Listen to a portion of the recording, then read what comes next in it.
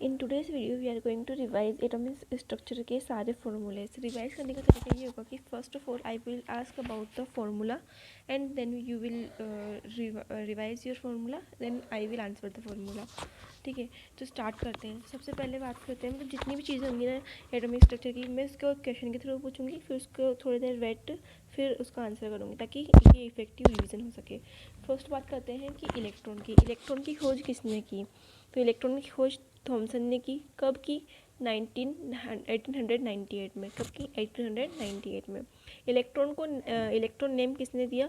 Answer है stony ने। Electron कौन से एक्सपेरिमेंट में डिस्कवर्ड हुआ था? आंसर है कैथोड रे एक्सपेरिमेंट में। कैथोड रे एक्सपेरिमेंट किसने किया था? विलियम्स क्रूक ने।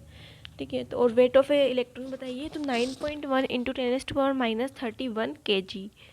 प्रोटॉन की डिस्कवरी किस ईयर में हुई? आंसर है 1904। और इलेक्ट्रॉन कब हुई थी? 1898 में।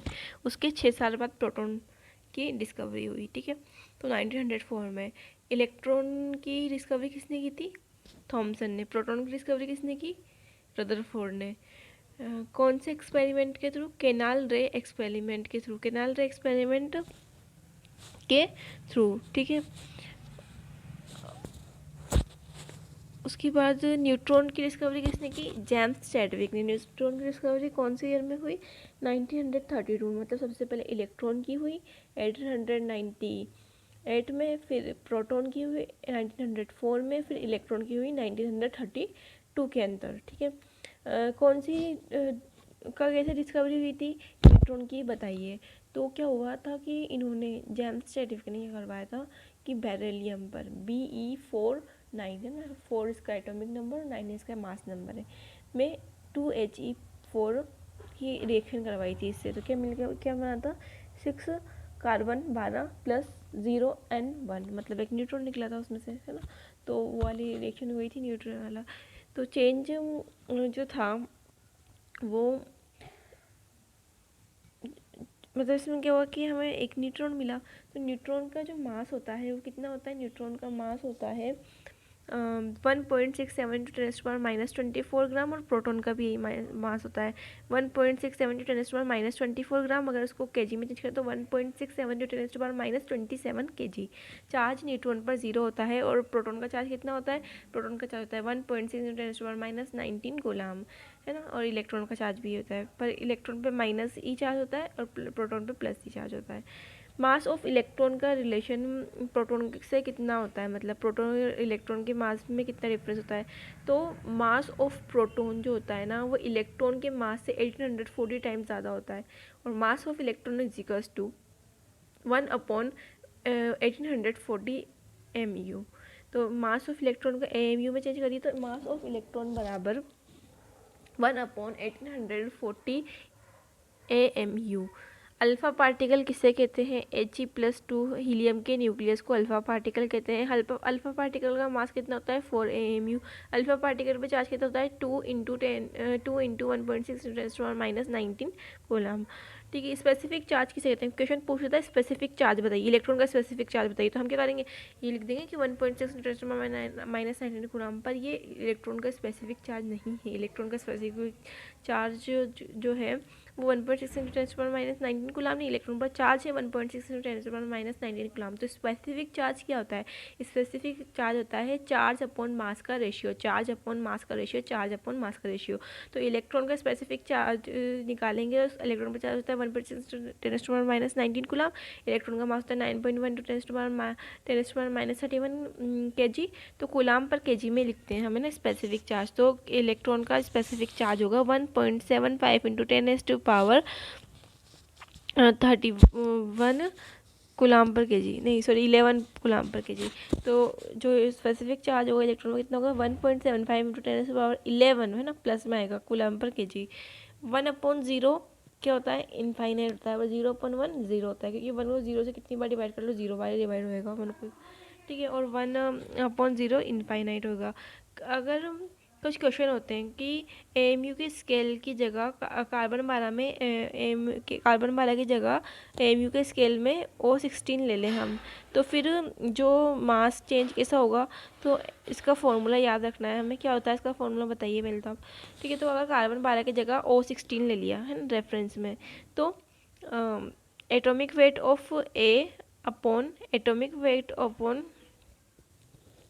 मतलब एटॉमिक वेट अपॉन जो पुराना वाला जिससे एटम के लिए निकालना है हमें, जैसे क्वेश्चन मान लेते हैं, क्वेश्चन के रूप में देख लेते हैं इसको कि C12 की जगह O16 को रेफरेंस ले रहे हैं हम AMU स्केल पर, तो AG का नया मास बताइए। तो हम इसका फॉर्मूला कैसे लिखेंगे, atomic weight upon A upon atomic weight upon C is equals to new atomic weight upon AG upon atomic weight upon carbon, ऐसे लिखेंगे।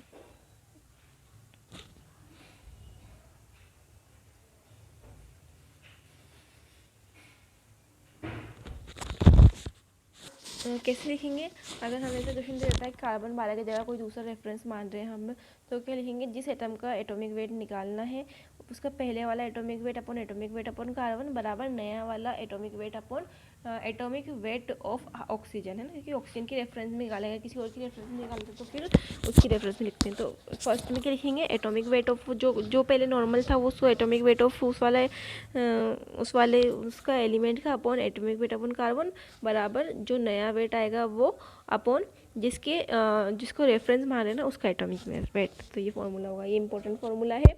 उसके बाद क्वेश्चन, अब एटॉमिक मॉडल्स की बात करते हैं, तो डोल्टन का एटॉमिक मॉडल क्या कहता है, डोल्टन का एटॉमिक मॉडल जो है वो कहता है कि एटम जो है वो इंडिविजिबल है, उसको वापस डिवाइड नहीं किया जाता है। यही इसका वो है ड्रॉबैक है, क्योंकि ये एटम जो है उसको डिवाइड किया जा सकता है। डोल्टन के बाद थॉमसन एटॉमिक मॉडल आया।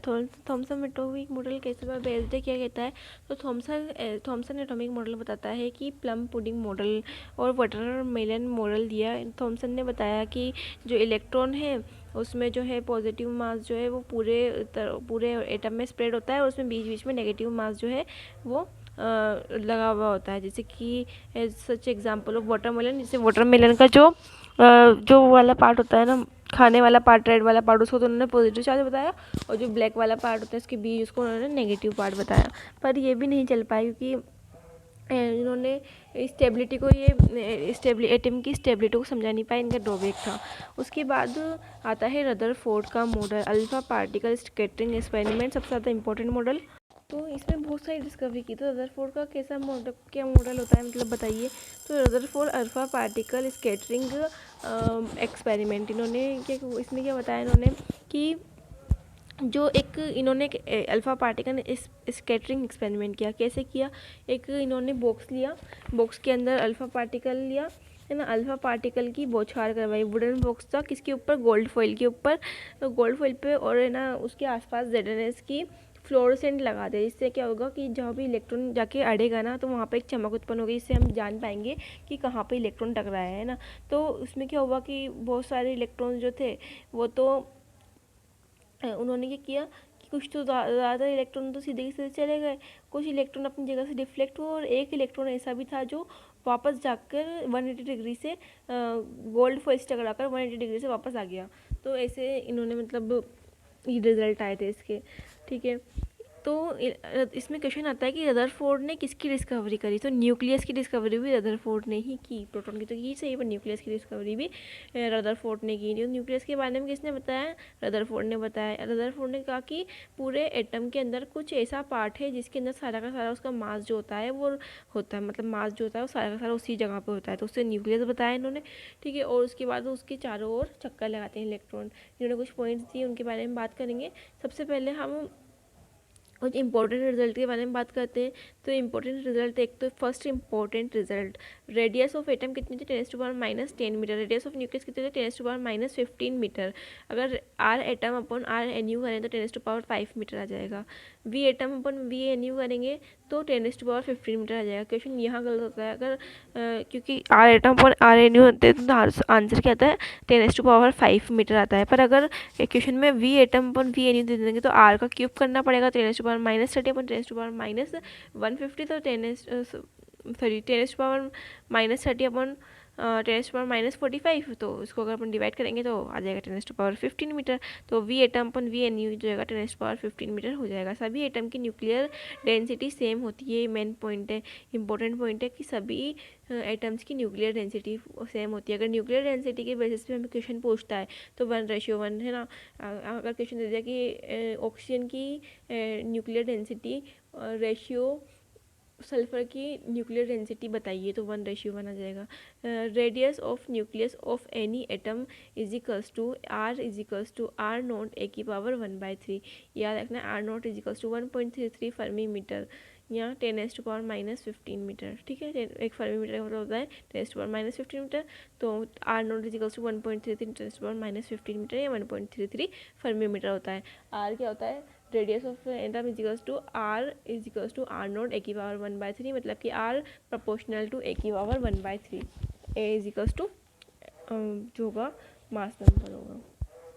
उसके बाद number of alpha particle diffracted angle theta, ये क्वेश्चन है, एक फॉर्मूला है इसका, बताइए फॉर्मूला क्या होगा कि जो नंबर है अल्फा पार्टिकल के डिफरेंट हो रहे हैं एक एंगल थीटा पे, तो थीटा की वैल्यू बताया, तो theta proportional to 1/sin theta by 2 की पावर 4।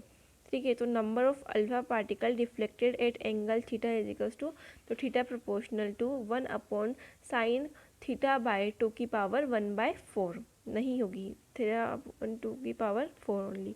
तो theta proportional to 1/sin theta by 2 की पावर 4 होगी। ठीक है, 1/sin थीटा बाय 2 की पावर 4 होगी। सम पॉइंट्स ऑफ जो है रदरफोर्ड एटॉमिक मॉडल, उसके क्या पॉइंट है कि फर्स्ट है कि सोलर मॉडल की तरह है ये, है ना, सोलर मॉडल या फिर ऑर्बिटरी मॉडल है। ठीक है, जैसे सन है उसके चारों ओर बहुत सारे प्लैनेट चक्कर लगाते रहते हैं, उसी तरह जो न्यूक्लियस उसके चारों ओर इलेक्ट्रॉन चक्कर लगा देते हैं, मतलब इस तरह से इन्होंने समझा है। इलेक्ट्रॉन न्यूक्लियस के अराउंड घूमना in circular path called orbit. जिन सर्कुलर पाथ के अंदर इलेक्ट्रॉन घूम रहे हैं न्यूक्लियस के अराउंड, उसे क्या कहेंगे, ऑर्बिट कहेंगे। इलेक्ट्रॉन एंड न्यूक्लियस के बीच, मतलब इलेक्ट्रॉन न्यूक्लियस के चारों ओर चक्कर क्यों लगाते हैं, ये क्वेश्चन भी है। तो इलेक्ट्रॉन और न्यूक्लियस के बीच जो है वो फोर्स होता है। कौन सा फोर्स होता है, इलेक्ट्रोस्टैटिक फोर्स होता है, जिससे क्या होता है कि इलेक्ट्रॉन और न्यूट्रॉन के बीच अट्रैक्शन होता है। इलेक्ट्रोस्टैटिक फोर्स की वजह से इलेक्ट्रॉन जो है वो electrostatic force between nucleus and electron provide करवाता है सेंट्रीपिटल फोर्स से इलेक्ट्रॉन को न्यूक्लियस के अराउंड घूमने के लिए। बहुत इंपॉर्टेंट पॉइंट है। ठीक है, अब द मेन मॉडल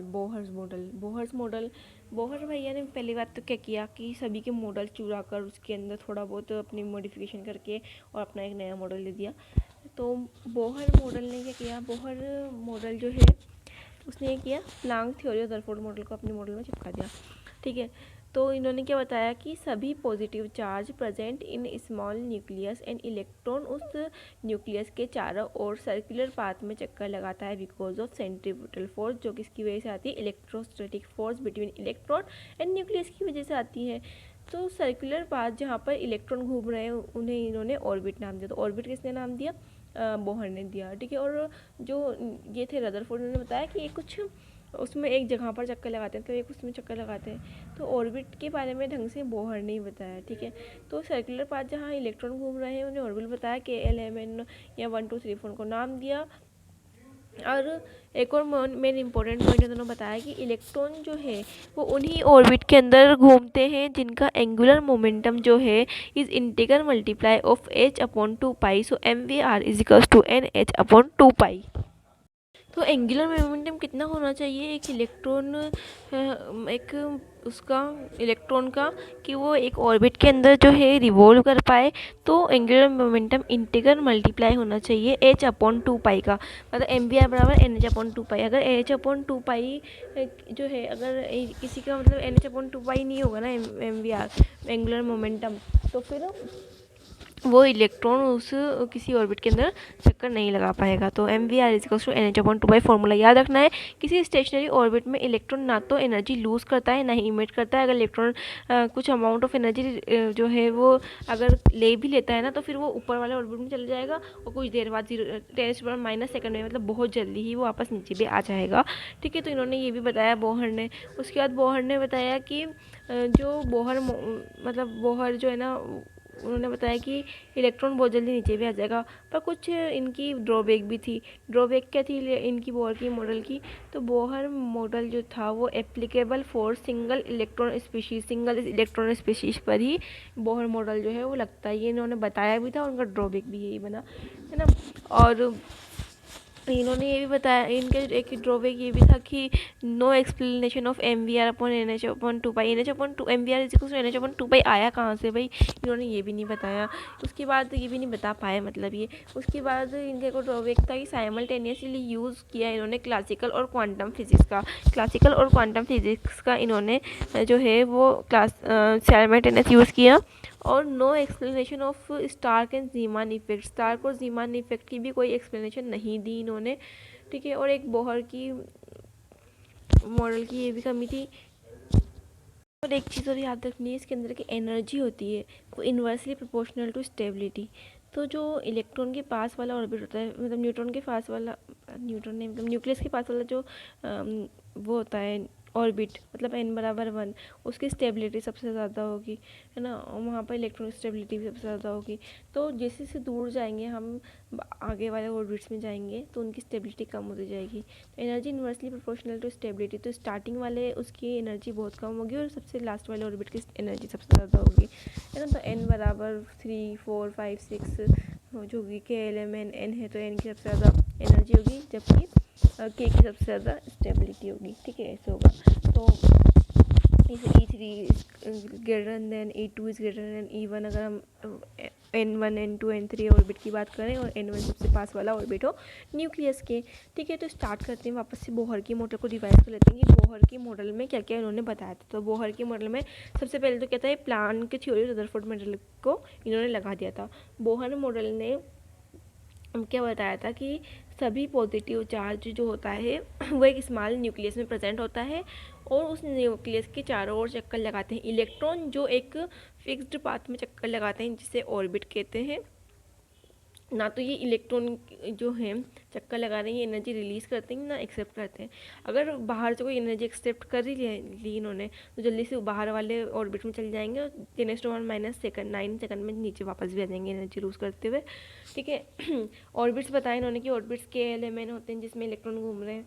ठीक है, इलेक्ट्रॉन किस वजह से घूम रहे हैं? सेंट्रीपिटल फोर्स की वजह से, जो कौन प्रोवाइड कर रहा है? Electrostatic force between electron and nucleus. इन्होंने ये भी बताया कि किसी स्टेशनरी ऑर्बिट में इलेक्ट्रॉन ना तो एनर्जी लूज़ करता है ना ही इमिट करता है। ठीक है, पर अगर कुछ suitable amount of energy supply की जाए इलेक्ट्रॉन को, तो वो बाहर चला जाएगा, मतलब आगे वाले ऑर्बिट्स में चला जाएगा, बाहर वाले ऑर्बिट्स में थोड़ी सी देर में वापस भी नीचे आ जाएगा। Energy inversely proportional to stability होती है, ये बताया। इन्होंने ये बताया कि इलेक्ट्रॉन रिवॉल्व करते हैं ओनली दोज ऑर्बिट्स जिनका एंगुलर मोमेंटम इंटीजर मल्टीप्लाई होता है h/2 का, मतलब कि mvr=nh/2 होना चाहिए। इससे क्वेश्चन भी बनते हैं। ड्रॉबैक्स बताइए, तो और इन्होंने ये बताया, मतलब एक तो नॉर्मल, एक और इनका जो बताया इन्होंने कि इलेक्ट्रॉन जो है वो जो ये बोहर का मॉडल है ना, ये सिर्फ मोनो इलेक्ट्रॉनिक स्पीशीज़ पे ही लगता है। ठीक है, तो ड्रॉबैक भी इनका ये बन गया कि जो सिर्फ बोहर मॉडल नहीं, सिर्फ mono electronic species hydrogen like species वाले एटम्स पर ही लागू होता है। एक और ड्रॉबैक ये था इनका कि साइमल्टेनियस यूज़ किया उन्होंने, कभी तो क्लासिकल फिजिक्स यूज़ कर रहे हैं, कभी क्वांटम फिजिक्स यूज़ कर रहे हैं। अब क्लासिकल फिजिक्स अलग चीज़ है, क्वांटम फिजिक्स अलग चीज़ है, तो इसे साइमल्टेनियस यूज़ करेंगे तो फिर काम तो ख़राब होना ही है। उसके बाद इनका एक और ड्रॉबैक था कि इन्होंने mvr/nh/2 कहाँ से उठा ला, ये इसकी कोई एक्सप्लेनेशन ही नहीं दी। No explanation of Stark and Zeeman effect, Stark और ज़ीमान इफेक्ट की भी कोई एक्सप्लेनेशन नहीं दी कि स्टार्क और ज़ीमान इफेक्ट क्या कहता है, ये भी देख लेते हैं। स्टार्क और ज़ीमान इफेक्ट ही कहता है कि splitting of light in present of electric field. Stark और ज़ीमान ने बताया कि इलेक्ट्रिक फील्ड की प्रेजेंस में, मैग्नेटिक फील्ड की प्रेजेंस में स्प्लिटिंग ऑफ लाइट हो जाती है। स्टार्क ने बताया था कि इलेक्ट्रिक फील्ड जो है ना वो इलेक्ट्रिक फील्ड की प्रेजेंस में जो लाइट होती है ना उसकी स्प्लिटिंग हो जाती है। Splitting of light in the presence of electric field, ये स्टार्क ने बताया और जीमान ने बताया। Splitting of light in presence of magnetic field, MFZ magnetic field, Zeeman ने बताया कि मैग्नेटिक फील्ड की प्रेजेंस में जो होगा वो स्प्लिटिंग ऑफ लाइट हो जाएगी और इलेक्ट्रिक फील्ड की प्रेजेंस में स्प्लिटिंग ऑफ लाइट हो जाएगी। स्टार्क ने बताया और ये जीमान और स्टार्क का जो इफेक्ट था इसी को एक्सप्लेनेशन नहीं दे पाए बोहर के मॉडल के अंदर। इंपॉर्टेंट डेफिनेशन के बारे में बताइए। फर्स्ट बताइए कि आइसोटोप्स किसे कहते हैं, सेकंड बताइए आइसोबार्स किसे कहते हैं, थर्ड बताइए आइसोटोन्स किसे कहते हैं। फिर तीनों डेफिनेशन की बात करेंगे। आइसोटोप्स मतलब कि जिनका एटॉमिक नंबर सेम होगा और एटॉमिक मास नंबर डिफरेंट होगा उन्हें आइसोटोप्स कहेंगे। जिनका टॉप वाला पार्ट मतलब कि मास नंबर डिफरेंट होगा उन्हें आइसोटोप कहेंगे।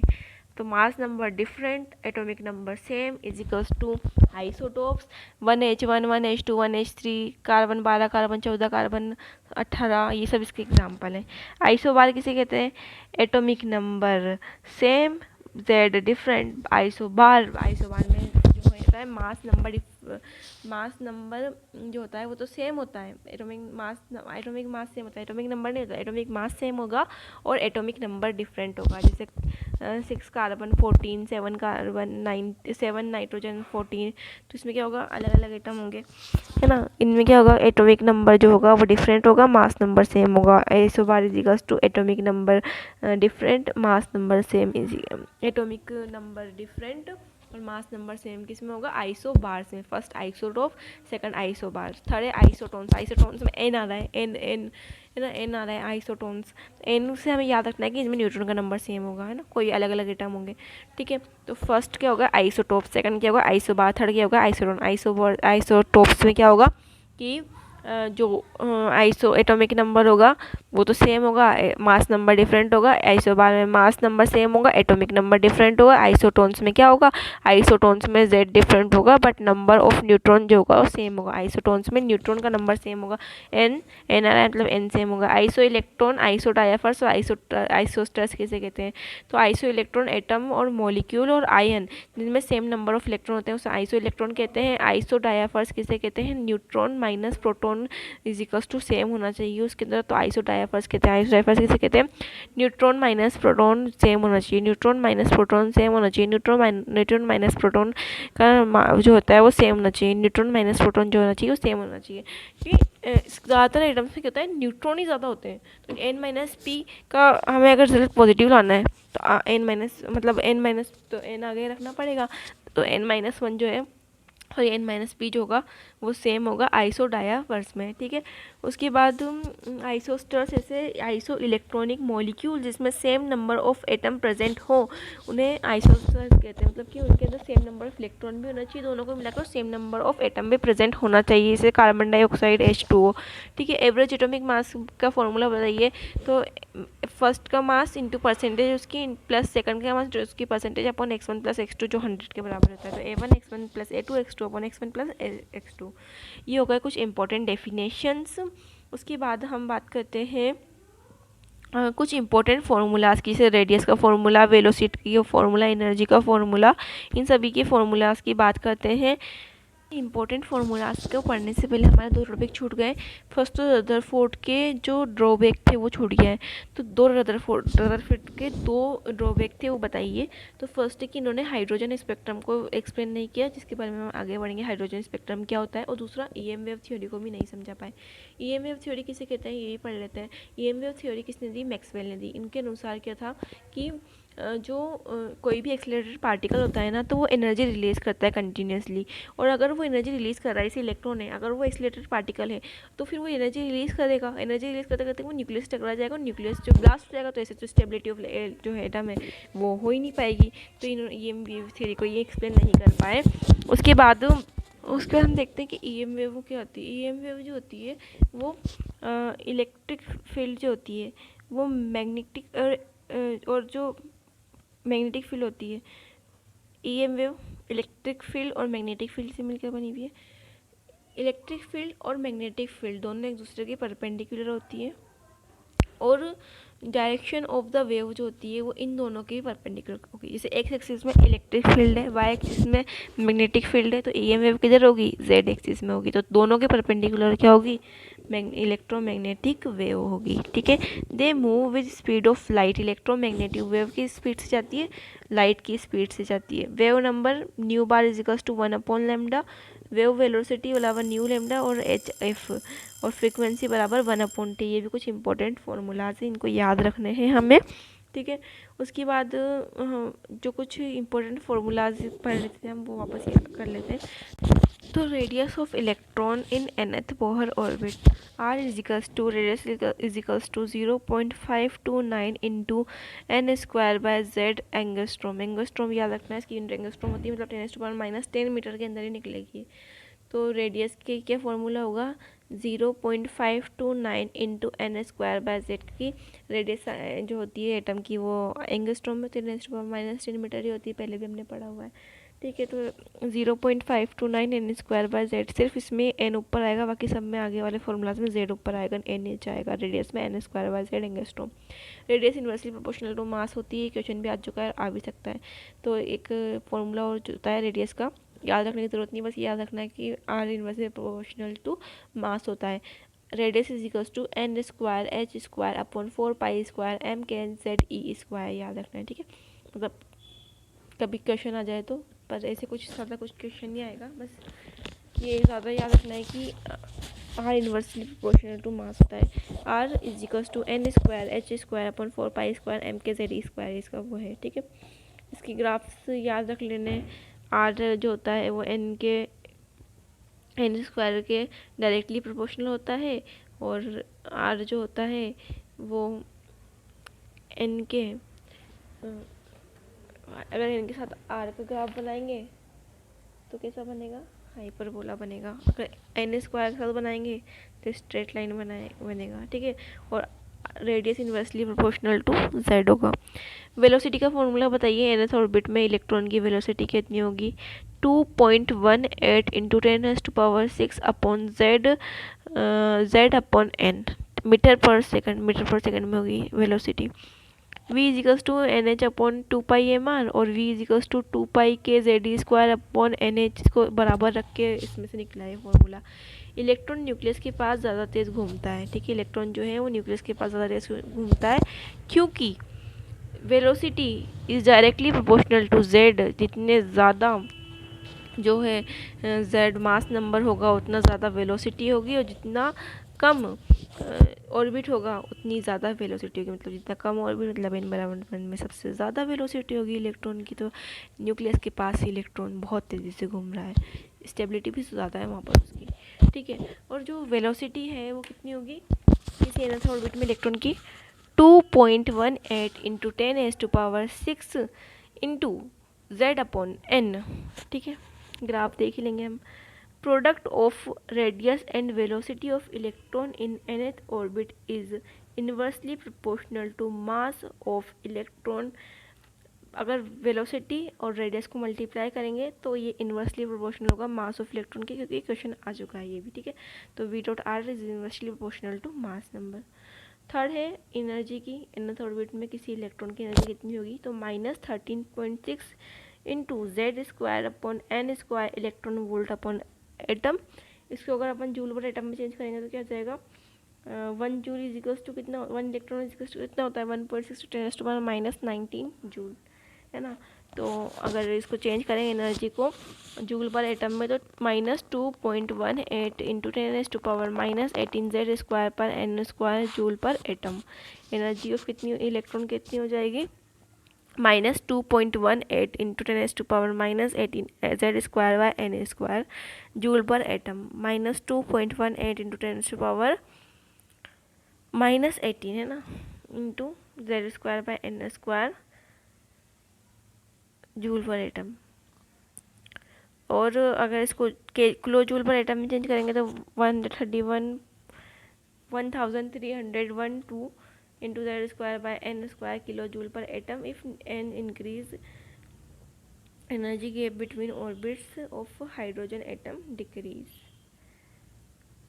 ठीक है, तो इसके बारे में बात करते हैं। तो सबसे पहले एनर्जी के फॉर्मूले बताइए तीनों। फर्स्ट होगा -13.6 into Z square by N square electron volt per atom. Second होगा -2.18 into 10⁻⁻18 into Z square by N square joule पर एटम। किलो जूल में करें तो -1312 into Z square by N square kilo joule पर atom. Energy of electron negative कब होगी?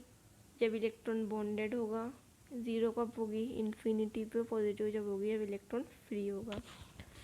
अगर हम जो है एन बढ़ाते जाएंगे तो एनर्जी गैप बिटवीन दो ऑर्बिट्स कम होता जाएगा। जैसे एन जो E1 माइनस E2 है वो सबसे ज़्यादा होगा, मतलब कि फर्स्ट और सेकंड एनर्जी का गैप सबसे ज़्यादा होगा, फिर सेकंड और थर्ड का उससे कम होगा, फिर थर्ड और फोर्थ का और कम, फिर फिफ्थ सिक्स इनफाइनाइट तक सबसे बहुत ही कम हो जाएगा। ये इंपॉर्टेंट पॉइंट है, ये भी याद रखना है। उसके बाद प्लांक क्वांटम थ्योरी पढ़ते हैं। प्लांक क्वांटम थ्योरी में इन्होंने जो बताया कि प्लांक क्वांटम थ्योरी जो थी ये मैटर के पार्टिकल नेचर पे बेस्ड थी, ना कि वेव नेचर पे। हम इसको इसे याद रखते हैं, पी से प्लांक, पी से particle, Planck quantum theory based on particle nature of matter. कोई भी इन्होंने क्या बताया, प्लांक भैया ने क्या बताया, बताइए क्वेश्चन आंसर।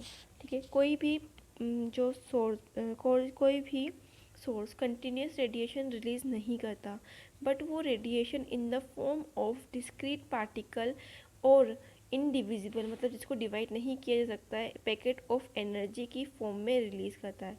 मतलब कोई भी रेडिएशन कोई पार्टिकल या कोई सोर्स रिलीज़ कर रहा है ना, तो वो इन the form of discrete particle या फिर इनडिविजिबल पार्टिकल्स की फॉर्म में वो रिलीज़ करेगा, छोटे छोटे पैकेट ऑफ एनर्जी में, जिन्हें डिवाइड नहीं किया जा सकता। छोटे छोटे पैकेट ऑफ एनर्जी में वो सोर्स जो है वो रेडिएशन रिलीज़ करता है, वो एक कंटिन्यूस नहीं होती, डिसकंटिन्यूस होती है। इन्होंने प्लांक क्वांटम थ्योरी में इन्होंने ये बताया। तो ये जो पैकेट्स हैं एनर्जी के और जो इंडिविजुअल पार्टिकल है ना, ये डिस्क्रीट पार्टिकल है, इन्हें क्वांटम या क्वांटा कहा। तो क्वांटम या क्वांटा किसने कहा? क्वांटम और क्वांटा जो था वो प्लैंक ने कहा। और क्या क्वांटम और क्वांटा क्या होते हैं? डिस्क्रीट पार्टिकल या इंडिविजिबल पैकेट ऑफ एनर्जी होते हैं। ठीक है, तो इन्होंने क्या बताया कि कोई भी जो सोर्स होता है वो कंटिन्यूस रेडिएशन रिलीज नहीं करता है, वो radiation in the form of discrete particle and individual packet of energy की फॉर्म में रिलीज करेगा। इन एनर्जी पैकेट को या डिस्क्रीट पार्टिकल को क्वांटम या क्वांटा कहते हैं। Energy of quantum proportional to nu. Energy of जो इन्होंने क्या बताया कि एनर्जी ऑफ क्वांटम जो होती है वो न्यू के प्रोपोर्शनल होती है, मतलब कि फ्रिक्वेंसी की प्रोपोर्शनल होती है। तो E इजिकल्स to H C upon lambda या एच न्यू बराबर सी अपॉन लेमडा होता है, फ्रिक्वेंसी बराबर सी अपॉन लेमडा, मतलब कि speed of light upon wavelength. ठीक है, तो यहाँ से क्या फॉर्मूला आता है? E इजिकल्स to H C upon lambda is energy of one photon. अगर energy of one quanta, photon तो आगे जाके आइंस्टाइन ने नाम दिया था ना इसको क्वांटम।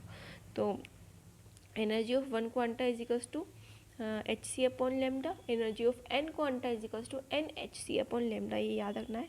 ठीक है, H is equals to 6.62 into 10⁻⁻34 joule second और C is equals to 3 into 10⁻9 metre पर सेकंड। अगर एच सी का मल्टीप्लाई करें तो एच सी का मल्टीप्लाई सिंपली 2 इंटू 10⁻25 आता है। कितना आता है? 2 इंटू 10⁻⁻25 आएगा। एच सी का मल्टीप्लाई 2 इंटू 10⁻⁻25 आता है। एच सी का मल्टीप्लाई 2 इंटू 10⁻⁻25 होगा। ठीक है, अगर हम इलेक्ट्रॉन वोल्ट में निकालेंगे हम एनर्जी, तो 1240 अपॉन लेमडा नैनोमीटर आएगी।